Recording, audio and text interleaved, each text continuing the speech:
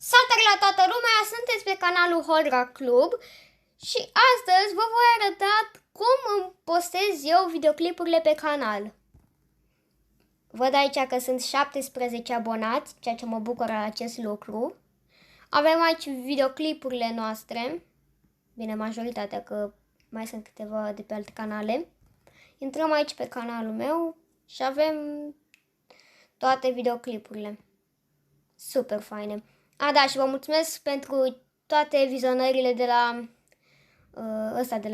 de la BMW, cu scaunele BMW. Vă mulțumesc foarte mult și pentru like-urile care mi le-ați dat. Așa. Dar hai să trecem la videoul nostru principal. Deci, pur și simplu trebuie să intrați pe YouTube.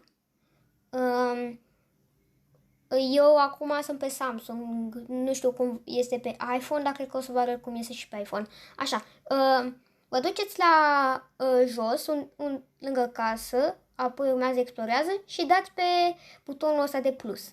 Apăsați pe el, dați pe videoclipul care vreți. Da, și încă ceva, dacă vreți să transmiteți în live, trebuie ca să aveți peste 1000 de abonați, deci...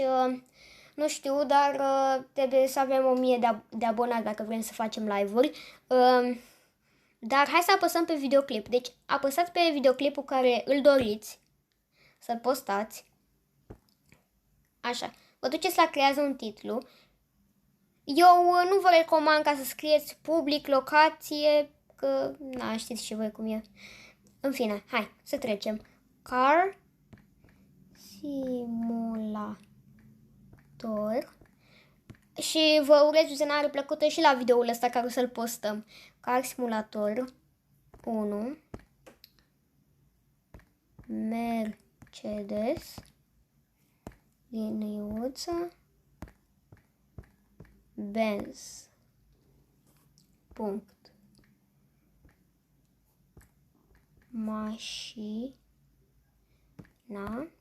a plecat singură. Așa, singură. Sunt exclamări. Așa. Dacă vreți, puteți adăuga și o descriere, nu strică, dar asta nu vă recomand eu. Public și locația, asta nu vă recomand eu. Însă dacă voi doriți să vă puneți public și locația, vă puteți pune. Eu la descriere nu mai pun înainte. Încarcă, puteți să dați pe ce vreți voi, este pentru copii sau nu. Ok, cam acesta a fost episodul de astăzi. Dacă v-a plăcut și dacă mai vreți episoade, nu uitați să dați like, share și să vă abonați. Așa, și voi posta 2 videoclipuri, ăsta care filmez acum și pe ăsta care tocmai l-am transmis. Pa!